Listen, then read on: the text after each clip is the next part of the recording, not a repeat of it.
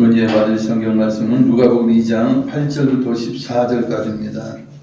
신약 성경 90페이지 누가복음 2장 8절부터 14절까지입니다. 누가복음 2장 8절부터 14절 번갈아서 읽겠습니다. 먼저 8절 읽습니다.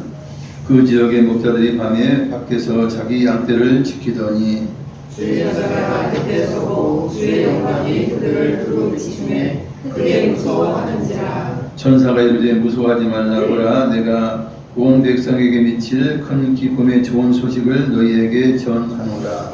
오늘 다윗의 동네에 너희를 위하여 구주가 나셨으니 곧 그리스도 주시니라. 너희가 가서 강구에 쌓여 그 위에 누워 있는 아기를 보리니 이것이 너희에게 표적이니라 하더니 여기 수많은 천군이 그 천사와 함께 하나님을 찬송하여 이르되 함께 했습니다. 지극히 높은 곳에서는 하나님께 영광이요 땅에서는 하나님이 기뻐하신 사람들 중에 평화롭다 하니라. 아멘. 저는 오늘 본문의 내용으로 큰 기쁨의 좋은 소식에 대해서 말씀을 드리겠습니다.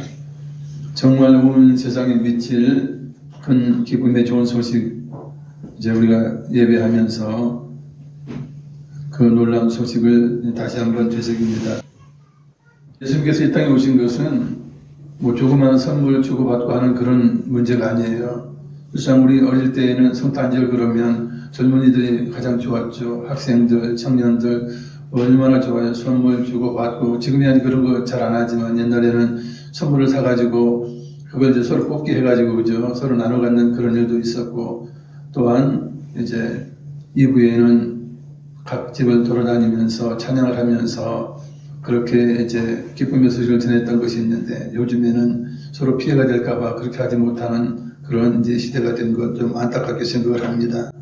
그러나 우리 주님께서 오신 것은 사실 이렇게 작고 소소한 뭐 선물의 문제가 아니에요. 실상 살고 죽는 문제로 인하여 우리 주님께서 이 땅에 오셨습니다. 즉 영벌을 받느냐 영생을 얻느냐 하는 그러한 문제를 해결하시기 위해서 우리 주님께서 이 땅에 악의 몸으로 태어나서 우리에게 소망이 되어 주신 것입니다. 우리 인생은 죄를 짓고 사는 사람이에요. 물론 이제 감옥에 들어가 있는 죄인도 있고 이제 거리를 활보하면서 가정에 있는 죄인들도 있습니다. 모두가 죄인인 것이에요. 그러나 이제 죄를 짓고 감옥에 들어가 있는 사람들에게는 이제 가장 좋은 소식은 이제 사면장이에요. 매년 경축일이 되거나 특별한 나라에 있을 때에는 나라에서 사면을 단행을 합니다. 그래서 사면을 하게 되면 이제 정치적인 사람은 정치도 복권이 되고 다 복권이 돼요. 이제 정상적으로 모든 것이 돌아오게 되는 것입니다. 그래서 죄 때문에 갇힌 사람에게는 가장 기다려지는 것이 이제 사면이에요. 사람은 대체로 자기 마음껏 제대로 살다 보니까, 자유롭게 살다 보니까 자신들이 사탄에 매여서 종노릇하고 있음을 알지 못합니다. 또한 죄를 지으며 살아가면서도 죄에 매여 종노릇한 존재임을 알지 못합니다. 사실 우리의 마음속에 악한 생각, 악한 행동, 죄 짓는 일, 죽이고 시기하고 이제 망하게 하는 이 모든 일들, 전쟁하게 하는 모든 일들은 사실은 사탄에 매여서 하는 것이에요. 정상적이라면 그렇게 죽이고 멸망시킬 일이 없는 것입니다. 서로 살아야 하는 것이죠. 이처럼 대부분의 사람들은 마귀를 아비로 삼고 죄를 지으며 죄의 종이 되어 살아갑니다. 나름 경건하다고 자신하는 유대인들에게 예수님께서 하신 말씀입니다. 요한복음 8장 44절 너희는 너희 아비 마귀에게서 났으니 너희 아비의 욕심대로 너희도 행하고자 하느니라. 그는 처음부터 살인한 자요 진리가 그 속에 없으므로 진리에 서지 못하고 거짓을 말할 때마다 제 것으로 말하나니 이는 그가 거짓말쟁이요 거짓의 아비가 되었습니다. 아멘. 거짓말 잘하고 거짓말만 하는 사람들은 이미 거짓의 아비인 사탄에게 매여있는 자라 하는 것입니다. 우리 주님께서 죄 문제를 해결하시기 위해서 이 땅에 오셨는데 과연 그러면 죄가 무엇이냐는 거예요. 죄를 알아야 하죠. 성탄절에 두 단어를 말한다면 이제 죄와 그것을 용서하시기 위한 예수님의 탄생인 것이에요. 그런 게 죄와 용서죠. 과연 죄는 어떻게 짓게 되면 그 결과는 어떤 것일 것인가요? 사실 죄는 무엇이냐면 하나님 말씀대로 살지 못한 거예요. 즉 하나님을 사랑하고 부모를 공경하고 이웃을 사랑하는 그것에서 위배되면, 그것을 어기면 모두가 죄가 되는 것입니다. 별것도 아닌 소소한 욕심이 들어오면, 욕심이 들어오게 되면요, 죄를 짓게 돼요. 남의 것을 빼앗죠. 도둑질하죠. 그리고 이제 죄를 짓고 이것이 계속 거듭돼서 자라나요. 그러면 결국 이제 죽음이 차지하고 사망 가운데 지옥에 던져지게 되는 것입니다.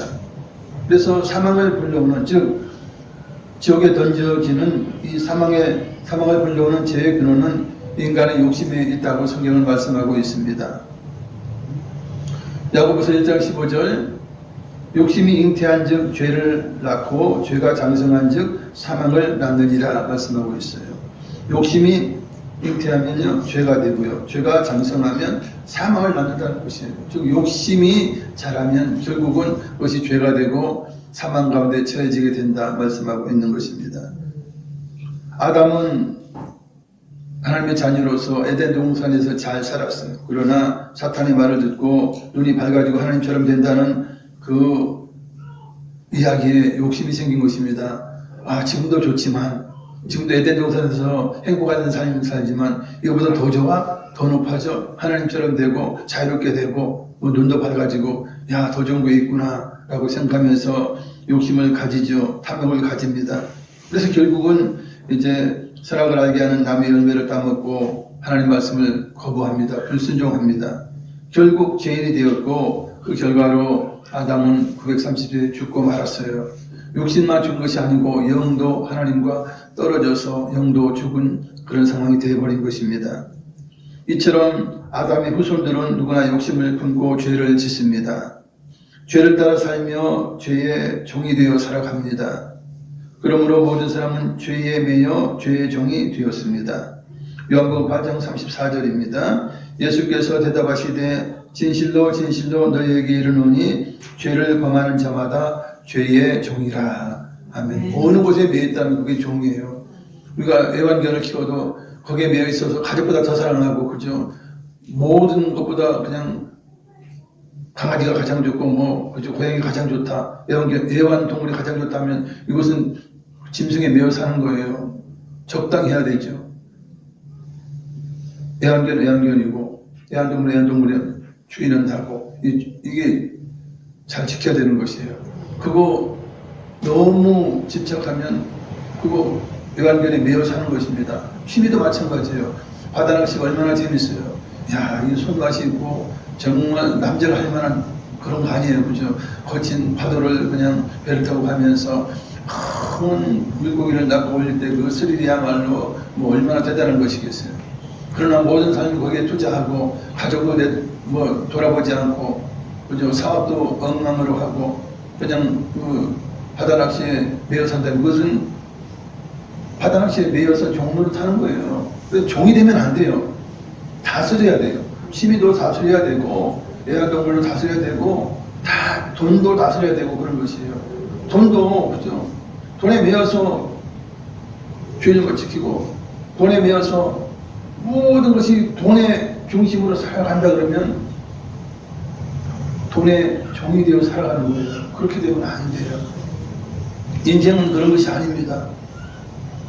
이처럼 죄를 지면 죄의 종이 된다고 우리 주님께서는 반드시 말씀해 주셨어요.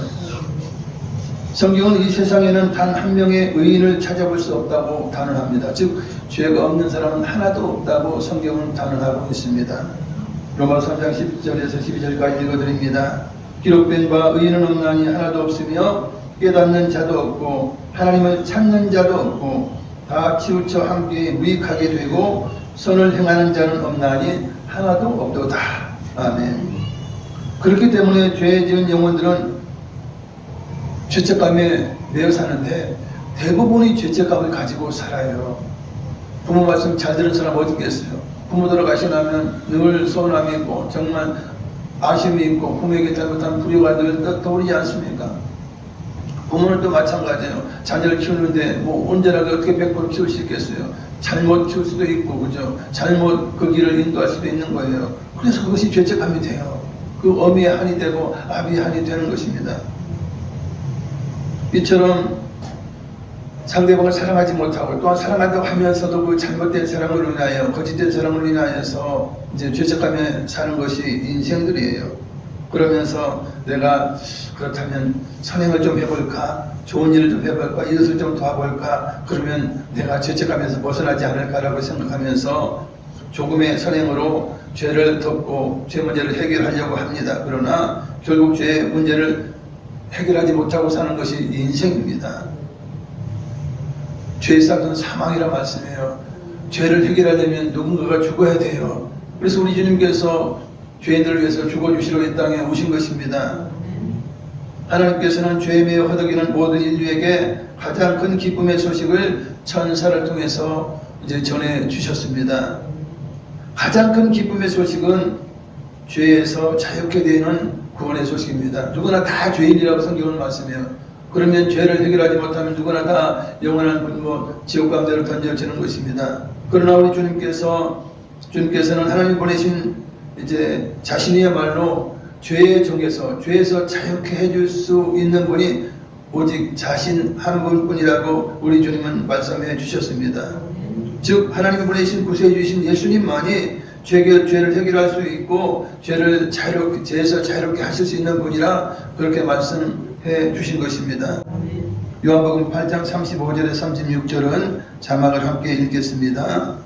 종은 영원히 집에 거하지 못하되 아들은 영원히 거하나니 그러므로 아들이 너희를 자유롭게 하면 너희가 참으로 자유로우리라. 아멘. 이 말씀은 우리 주님께서 하신 말씀인데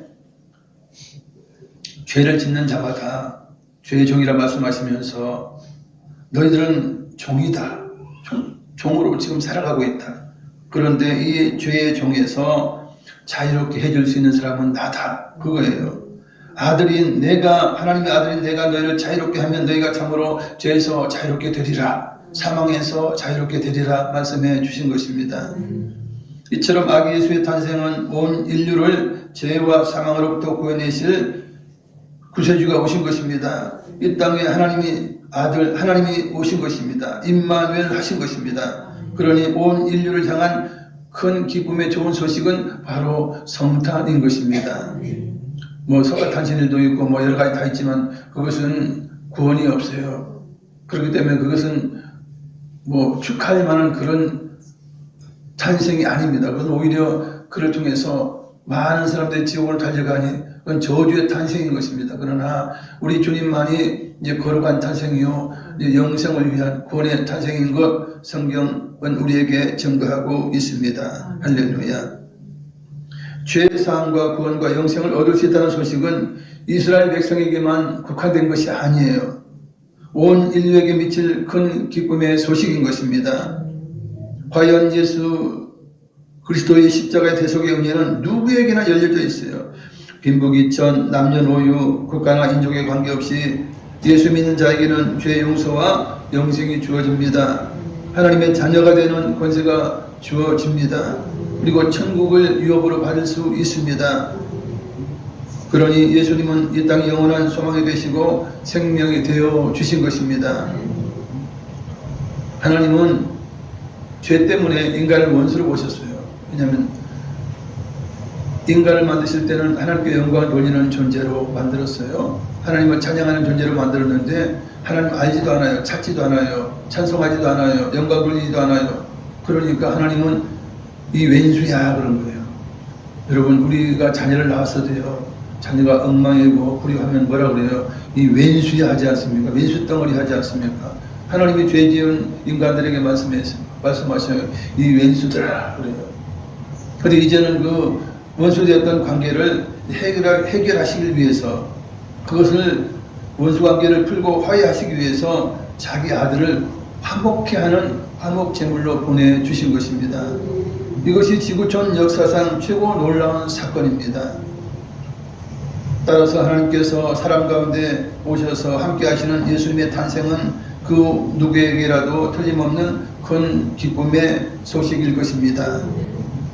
그 소식은 먼저 동방 박사에게 알려졌죠. 그래서 동방 박사는 이제 왕의 별을 보고 별의 인도함을 따라서 먼 곳에서 이제 베들레헴을 향해서 그 먼 길을 오랜 기간 동안 걸어오고 걸어와서 이제 예루살렘에 도착했고, 이제 예루살렘에서 별이 멈추니까 사라지니까 이제 헤롯 왕이 가서 어디서 메시아가 나겠느냐 묻고는 이제 베들레헴으로 가게 되는데, 이 일로 인하여서 헤롯 왕에게도 유대인의 왕이 태어났다, 메시아가 태어났다, 그리스도가 태어났다는 것이 알려졌고, 온 예루살렘에 소문이 나서 모두가 메시아가 탄생했다 하는 것을 이제 그 소식을 듣게 된 것입니다. 그래서 예루살렘 전체가 이제 들썩일 정도로 소동하였다라고 성경은 말씀하고 있습니다.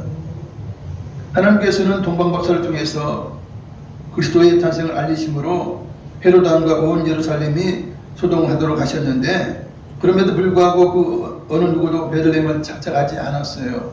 아기 예수님을 찾아가지 않았다 하는 것입니다. 얼마나 놀라운 일이에요. 이것은 정말 하나님의 아들이 이 땅에 메시아로 오신 그 기적보다도 더 기적인 건 뭡니까? 메시아의 탄생을 듣고도 어느 한 인간도 예수님을 찾아가지 않았다는 거예요. 얼마나 기가 막힌 일이고, 이건 어떻게 보면 이건 정말 아주 나쁜 의미의 기적이에요. 나쁜 의미의 기적이죠. 세상 구세주 탄생을 기다렸다면 감사한 마음으로 예수님을 영접하고 이제 경배함이 마땅해요. 메시아가 자기 땅, 즉 이스라엘 땅, 베들레헴 땅에 나셨대요. 그러면 동방박사 아기 예수님을 경배하러 간다는데, 야, 이방인도 와서 유대인의 왕에게 경배하러 그 먼 데서 왔는데 우리야 당연히 가야 되지 않겠나라고 하면서 함께 가야 돼요. 베들레헴으로 가야 돼요. 그거 당연한 거 아니에요. 상식적인 거예요. 제사장과 서기관들이 메시아 탄생을 몰랐어요. 아기 예수님의 탄생을 몰랐지만, 그러나 동방박사를 통해서 알게 되었어요. 그래서 자기들이 찾아보니까 베들레헴에 나시게 되었다 하는 것까지 알게 되었어요. 그러면 앞장서서 동방박사들을 베들레헴으로 인도해야 되는 것이 마땅하지 않습니까? 그 제정신이라는 것이 마땅한 일이에요. 그래서 아마 대제사장과 서기관들이 아마 동방박사들에게 이렇게 말을 했어야 합니다. 상식적이라면, 동방박사 당신들 정말 멀고 먼 동방에서 별을 보고 우리 유대인의 왕을 찾아 경배하러 왔으니 너무나 감사하고 우리가 정말 눈물겹습니다. 베들레헴이 여기서 멀지 않습니다. 우리가 잘 알고 있어, 지리를 잘 알고 있으니 여기서 7km 정도밖에 되지 않으니 우리와 함께 하십시다. 우리가 반드시 경배하실 수 있도록 그렇게 찾아드리겠습니다 하고 우리를 따라오십시오. 우리도 함께 가서 경배하겠습니다. 이것이 맞는 거예요, 상식적으로. 그렇죠? 그러나 대제사장과 서기관들의 반응은 싸늘했어요. 그 누구도 동방박사에 가는 길을 가르쳐주고 경배하러 가기 위해 나서는 사람이 한 명도 없었다는 거예요. 참 놀라운 일이에요. 기가 막힐 일이에요. 예루살렘에 사는 시민들 중에서도, 그죠? 아니 뭐 대제사장이나 서기관들이야 뭐 부패한 그 종교 지도자니까라고 제껴놓더라도 일반 소소한 서민들은 메시아가 탄생했다 하면, 그러면 동방박사를 따라가면 되겠구나. 따라가야 되지 않아요? 한 명이라도 따라가야 되지 않습니까? 마땅하지 않습니까? 물론 이제 성전에는 안나와 시몬이라고 하는 그 두 사람이 예수님을 만나기 전에는, 아기 예수님을 만나기 전에는 죽지 아니하리라 하는 응답을 받고 기도하고 있었던 사람들이 있긴 했어요. 근데 그들이라도 갔으면 좋았는데, 제 생각에 그들은 소식을 못 들었는 것 같아. 나중에 예수님이 이제 아기 예수님이 성전에 갔을 때 그들이 아기 예수님을 이제 품에 안고 그렇게 이제 하나님을 찬양하고 예수님을 찬양했던 것을 우리가 잘 알고 있죠. 정작 메시아 탄생의 소식을 듣고는 온 예루살렘이 소동했지만 정작 메시아를 찾는 사람은 없었습니다. 지금 이 시대도 마찬가지예요. 그럼 우리는 그러죠. 그들을 비판할 수 있어요. 야, 인간들 참 대단하다. 어떻게 저렇게 완악하냐라고 할 수 있어요. 영적인 눈이 감겼으니 뭐 알지 못하니 무식하니 그럴 수 있어요. 지금의 시대도 마찬가지예요. 주님의 재림하실 징조들이 나타나고 있죠. 전쟁과 전쟁이 일어나고 있고 지진과 지진이 일어나고 있고 정말 우리 주님이 바로 문 앞에 이르는 만큼 우리 주님이 오실 때가 가까이 되었습니다. 그러나 예수님의 재림을 사모하며 준비하는 사람은 그다지 많지 않아 보여요. 내가 할 일 하고 내 기분 느끼고 내 번 돈 가지고 마음대로 쓰고 여행하고 즐기고 이런 데 관심은 있어요. 그러나 메시아가 재림하신다는 그 일에 대해서는 별로 관심을 갖지 않아요. 사모하지도 않아요. 지금 이 시대가 그런 것입니다. 깨어서 기도해야 되지 않습니까? 주님 언제 오실지 깨어 기도해야 알 수 있으니 기도해야 돼요. 그러나 모든 사람들이 이 땅의 행복만을 위해서 달려가는 것 같아 보입니다. 옛날에 우리 믿음의 선진들은 쭉 이제 뭐 40, 50년 전이죠. 정말 어렵고 힘들 때에 핍박받으면서 신앙생활 했을 때 그때 일이에요. 하늘 이상한 구름만 떠도 우리 주님 오시는가 해. 그러면서 하늘을 쳐다보고 메시아가 오심을 기다린다는 거예요. 얼마나 힘들고 어려웠으면 우리 주님 오시면 이제 나의 모든 고생 끝이다. 핍박과 고난은 끝이다. 이제 나에게는 오직 소망은 다시 오시는 예수님이다. 그거예요. 그러나 요즘은 어떻습니까? 잘 살잖아요. 배고프지 않잖아요. 좀 따뜻하잖아요. 살찌잖아요. 쓸 돈 있잖아요. 여행할 수 있어요. 성탄절이 되어도 꽉 차지 않는 이유는 그런 것이에요. 물론 이제 직업적으로 인해서 일을 해야 되고 그거 안 하면 안 되는 그런 뭐 부득이한 사정은 뭐 할 수 없어요. 그러나 대부분 어떻습니까? 대체적으로 여행을 많이 가요. 연휴다 하면 여행을 많이 가요. 그런 시대가 되었다라고 하는 것입니다. 이처럼 주님이 재림할 때가 가까움에도 뜨거운 믿음을 가진 사람들이 많지 않아요. 세상 것을 봐요. 세상 재미가 더 좋은 거예요. 그래서 주님의 말씀이 떠오를 정도예요. 포기하지 않는 과비의 비유를 우리 주님께서 말씀하신 다음에 그러시면서 염려하면서 말씀하셔요. 누가복음 18장 8절 내가 너에게 이르노니 속히 그 원한을 풀어주시리라. 그러나 인자가 올 때에 세상에서 믿음을 보겠느냐 라고 말씀해요. 우리 주님 오실 때에 다들 믿음이 식어진다는 것이에요. 차가운 믿음이 되어서 주님을 기다리지 않는 사람들이 더 많게 되리라 하는 것입니다. 정말 우리가 힘들고 어려우면 주님 빨리 오셨으면 좋겠어요. 그렇게 기대하지 않겠습니까? 그런 저만 해도 편하잖아. 목회 옛날 우리 선배들 목회할 때보다 너무나 편한 거예요. 굶을 일 없죠. 뭐 추워서 덜덜 떨면서 목회할 일 없죠. 그러니까 주님을 사모하고 기다리는 그 마음이 저도 적은 것을 고백할 수밖에 없어요. 그런 시대가 되는 것이에요. 그러니 뭐 우리 주님 오셨을 때에 경배를 찾아가지 않은 사람이 많지 않아 한 명도 없었다라고 하는 것은 뭐 어떻게 보면 놀라운 일도 아닐 수도 있습니다. 그러나 아버지 되신 하나님께서는 자기 아들을 보내시면서 세상에 알 수 있도록 최소한의 조치를 취하셔요. 하나님이 자기 아들을 세상에 보내시는데 자기 백성이 알든지 모르든지 그런 하나님은 하실 일을 하시는 거예요. 그것이 하나님 아버지예요.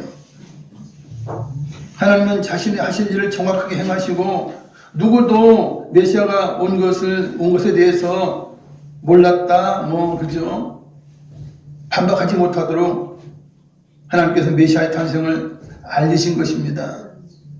하나님께서는 이방인의 경배를 먼저 받도록 별을 통해서 동방박사들이 동방에서 먼 곳에 오도록 하나님이 그렇게 하셨어요.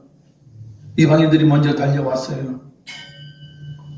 그들은 천지보다 먼 길을 유대인의 왕으로 오신 예수님을 찾아오게 된 것입니다.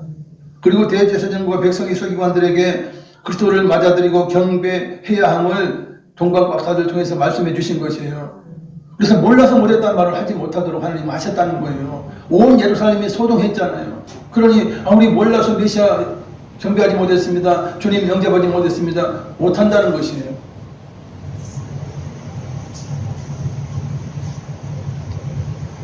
그러나 그들은 자기 백성 가운데 그리스도가 탄생하셨음을 알고도 자기 백성들이 메시아를 찾지 않았습니다.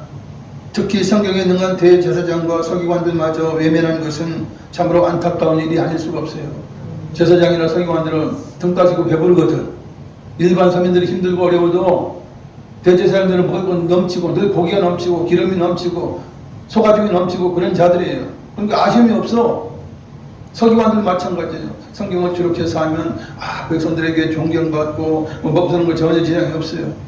그러니 아쉬움이 없는 거예요.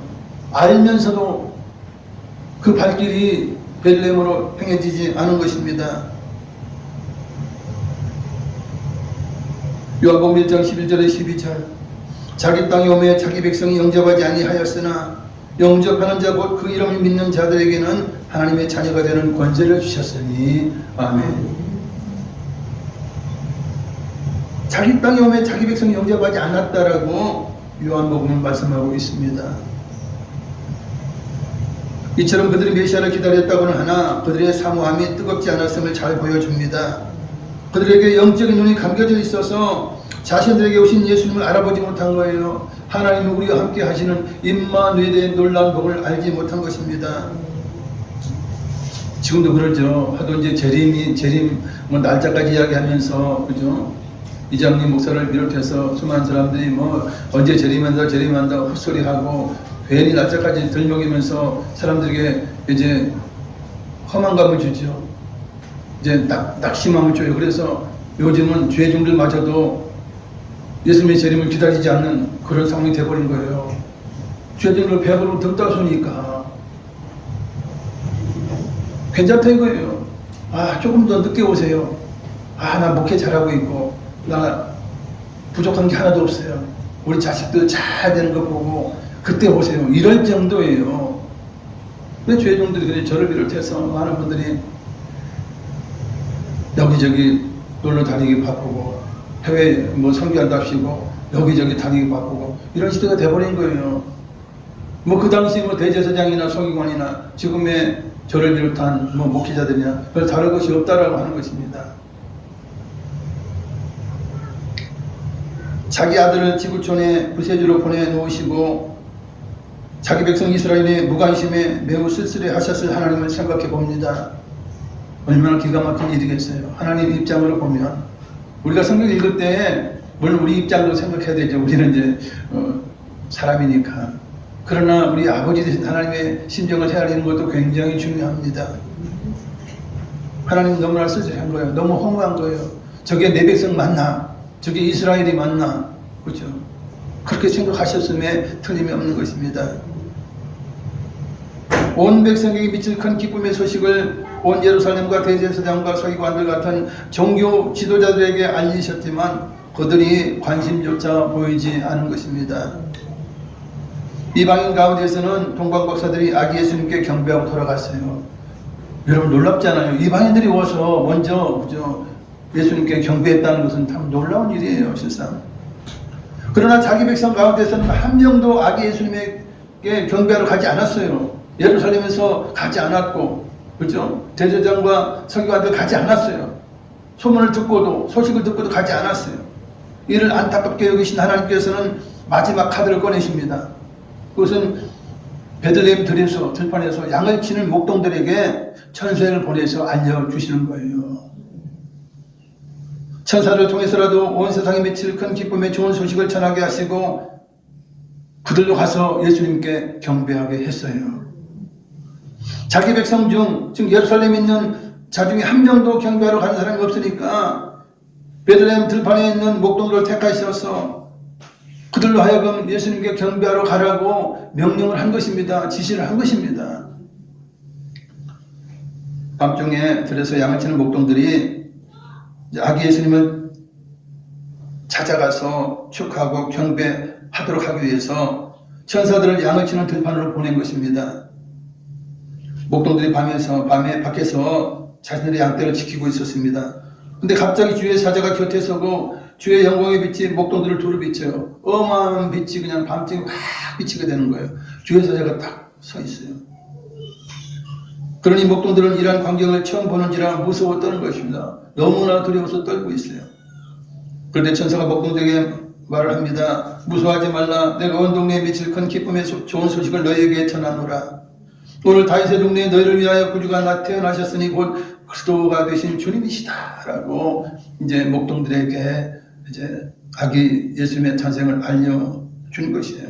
그러면서 너희가 가서 강보에 쌓여서 구유에 놓이는 아기를 볼 때 이것이 너희에게 표적이다.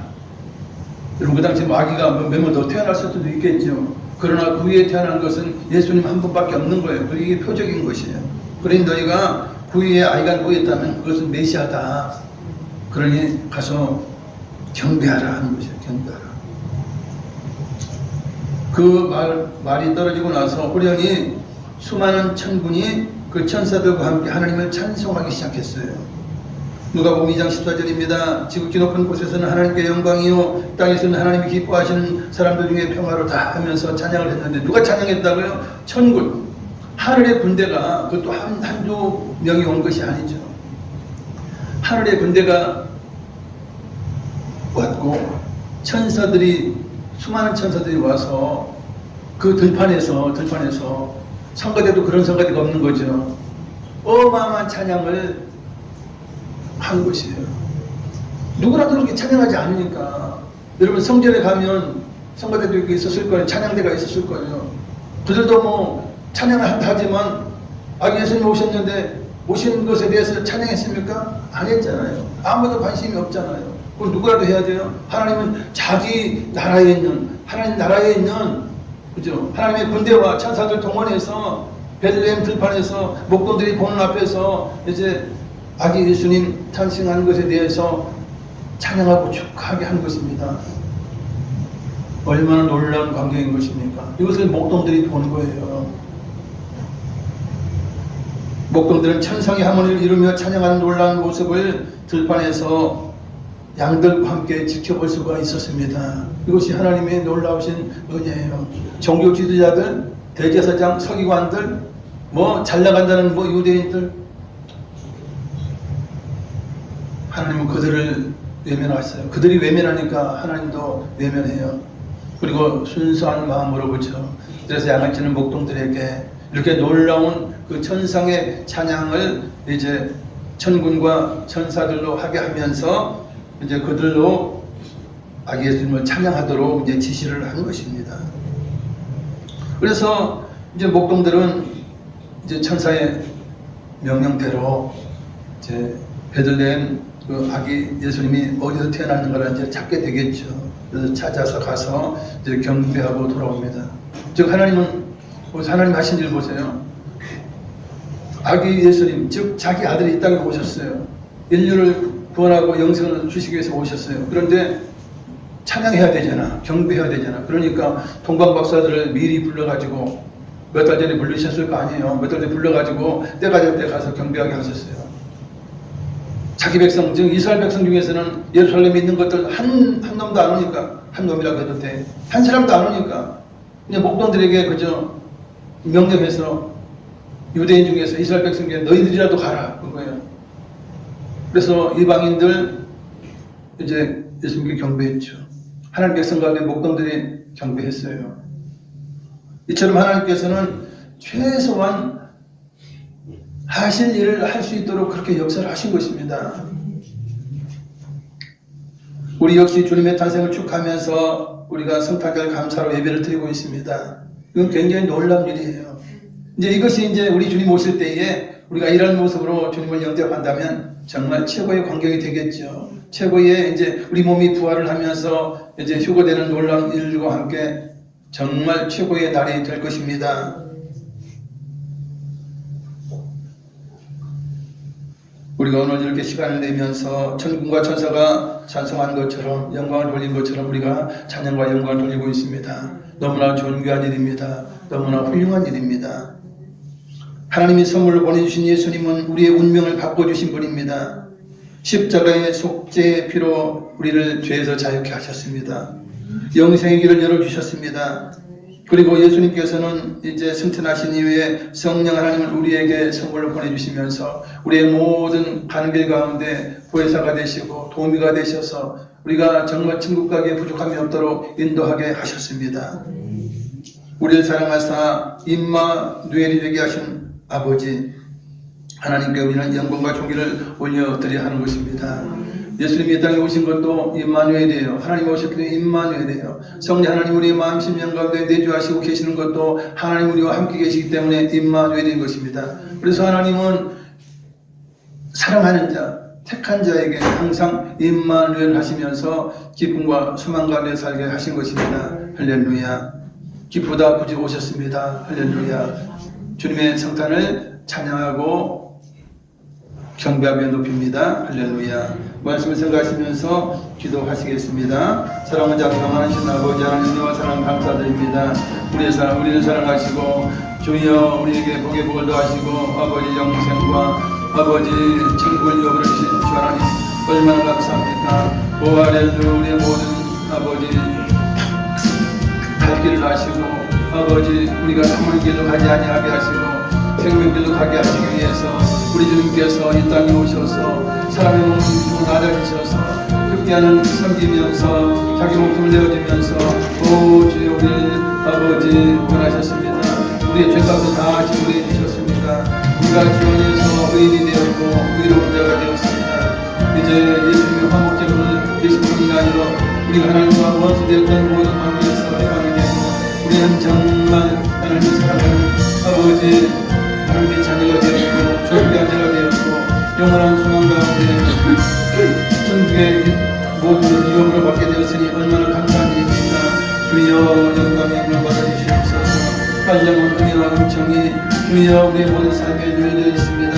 아버지 이제는 우리가 뜨거운 믿음으로 주여 사모하는 마음으로 우리 주님 다시 오실 일을 아버지 사모를 기대할 수 있도록 도와주시옵소서. 깨어서 기도하며 주님 언제 오실지를 아버지 축복을 공주 세우고 오 우리 주님의 놀라우신 다시 오심은 우리에게 놀라운 기적이 됩니다. 오 할렐루야. 공경에서 우리를 아버지 영접하러 오신 우리 주님 우리도 주님을 영접하기를 원합니다.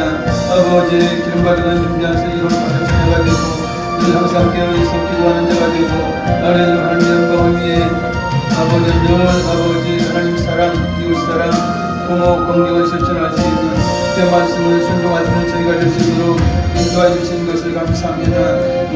주여 의인은 없나니 하나도 없다라고 말씀하고 있습니다. 그러나 이제 우리는 예수님 때문에 예수님의 십자가 대속의 은혜 때문에 우리는 의롭게 되었습니다. 아버지 이 땅에는 의로운 자들이 많이 생기게 된 것은 이제 하나님의 자녀가 되고 오 예수님의 피로 말미암아 아버지 그렇게 된 자들은 이제 아버지 의인입니다. 하나님 오시기에 죄인들이 아닙니다. 죄값으로 인해 죽지 아니합니다. 사망에 처하지 아니합니다. 할렐루야. 우리를 살리시고 우리에게 영생을 허락하신 주 하나님의 놀라우신 사랑 가운데 예수님 오시면 우리의 소망이요 아버지의 생명이 되었습니다. 오 할렐루야. 영광 주님께 영광. 할렐루야. 할렐루야. 온 세상에 미칠 그런 기쁨의 좋은 소식입니다. 아버지 수많은 사람들이 이제 성탄 저를 알고 예수님을 알지만 그러나 마음에 모시지 않습니다. 자기의 구세주로 삼지 않습니다. 그냥 유희거리로 삼을 뿐입니다. 얼마나 안타까운 일이요 얼마나 답답한 일인 것입니까. 주님 우리는 이전에는 그랬습니다. 그러나 성령 하나님의 놀라운 은혜로 인하여 이제 예수님을 알고 예수님을 나의 구주로 모시고 주여 아버지 생명을 얻고 영생을 얻으시니 얼마나 감사한 일입니까. 할렐루야. 아버지 이 주님 오신 날이 주여 온 세계에 전파되었사오니 주여 착한 자들이 속히 돌아오게 하여 주시옵소서.